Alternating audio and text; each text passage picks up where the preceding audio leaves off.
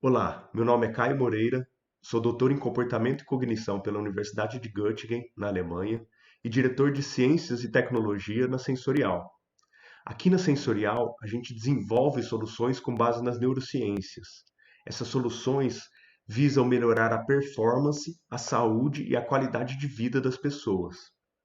Nesse vídeo eu vou falar um pouco sobre um grande problema, tanto econômico quanto social. Em 2022, a gente teve quase 65 mil acidentes nas rodovias federais brasileiras, sendo que dentre esses, 82%, ou seja, quase 53 mil acidentes, acabaram com vítimas feridas ou mortas.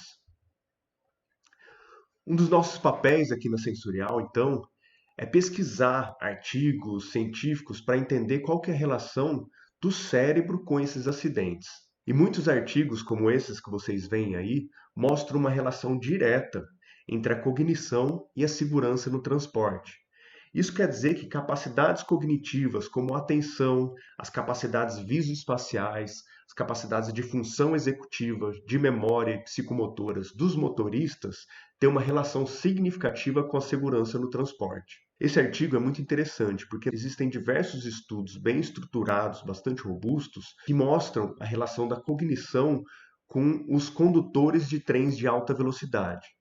Nesse artigo, eles mostram que a habilidade cognitiva desses condutores, por exemplo, o tempo de reação ou a atenção seletiva, é testada e os condutores que vão melhor nesses testes, ou seja, eles têm um tempo de reação melhor, eles têm uma atenção mais desenvolvida, eles são priorizados nos processos seletivos dessas empresas. Esse outro artigo é bastante interessante porque ele traz várias informações. A ideia principal dele é que as estradas devem ser desenhadas de forma que os motoristas saibam imediatamente como se comportar e o que esperar dessas estradas.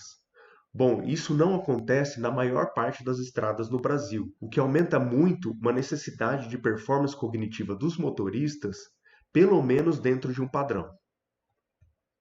Muitos artigos, inclusive esses que estão citados, mostram que a maior parte da informação que os motoristas utilizam para tomar decisões é visual, ou seja, aquilo que eles veem nas estradas durante o caminho, fora do caminhão, assim, a informação visual do que está acontecendo no caminhão, é essa informação, principalmente essas informações, que eles utilizam para tomar decisões. A questão é que deficiências na atenção visual, ou seja, na capacidade de pegar e filtrar informações desse ambiente dentro do caminhão e fora do caminhão, é que está relacionada, né, essa deficiência nessa capacidade da atenção visual está relacionada a uma grande proporção de acidentes rodoviários.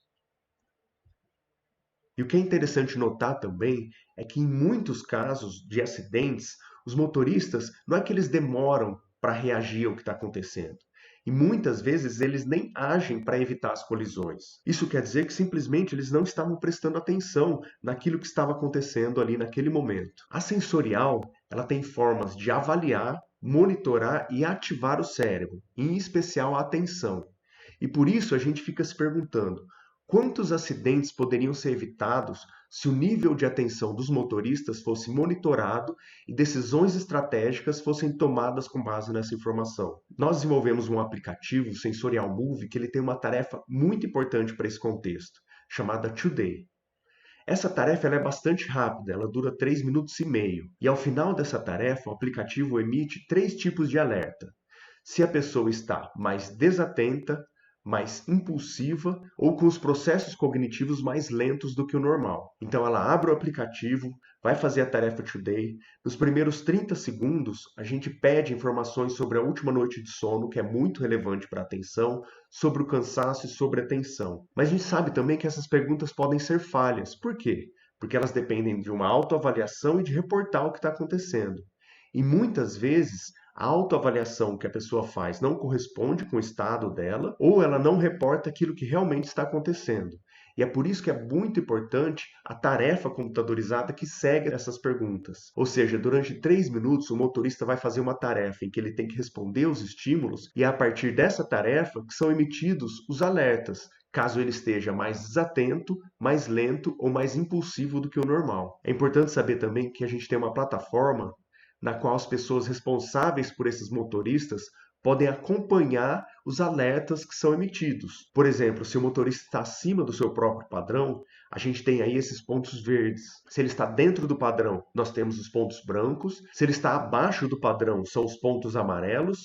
E se ele está muito abaixo do padrão, são os pontos vermelhos. E aí as decisões estratégicas podem ser tomadas pela empresa utilizando essas informações. Por exemplo, exigindo tarefas de ativação do cérebro, que também são propostas aos motoristas após o Today, para que ele retorne ao padrão normal ou um padrão superior de prontidão cognitiva, ou seja, do seu cérebro estar pronto para ele fazer aquela tarefa que é dirigir pelas estradas e rodovias brasileiras. No Sensorial Move, a gente tem diversas medidas de performance e saúde cognitiva.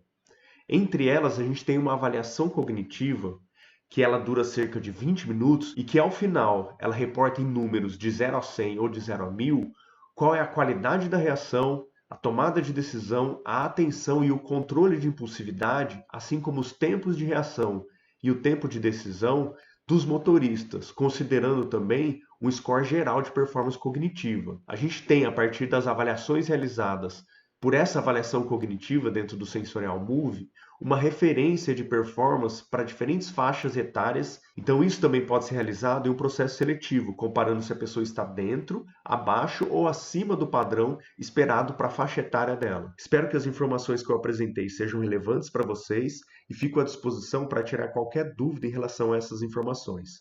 Até mais!